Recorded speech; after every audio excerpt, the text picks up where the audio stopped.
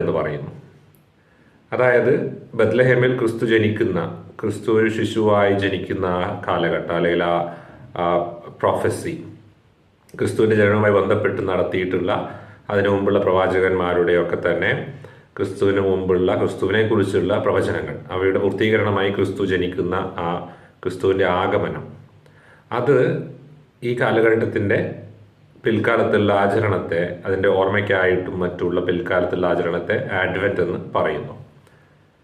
യൂറോപ്പിലൊക്കെ ആഡ്വെന്റ് വലിയ ഒരു ആഘോഷം തന്നെയാണ്. ഓരോ ദിവസവും ആഡ്വെന്റ് കാലണ്ടേഴ്സ് ഒക്കെ അവിടെയുണ്ട്. കുട്ടികൾക്കൊക്കെ വളരെ എൻജോയബിൾ ആയിട്ടുള്ള ഒരു കാലഘട്ടം കൂടിയാണ്. കാരണം ഓരോ ദിവസവും ഓരോ പുതിയ കാര്യങ്ങൾ അവർ പഠിക്കുകയാണ്, മനസ്സിലാക്കുകയാണ് ആഡ്വെന്റ് കാലണ്ടേഴ്സിലൂടെ.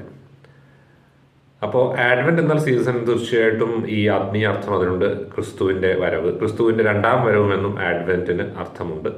ആത്മീയമായി അങ്ങനെയും നമുക്ക് തന്നെ വ്യാഖ്യാനിക്കാം. ഇനി ആഡ്വെന്റിന്റെ ഒരു സെക്യുലർ മീനിങ് എന്താണ്? റിലീജിയന്റെ അപ്പുറമുള്ള ഒരു മീനിങ് എന്താണ് ആഡ്വെന്റ്?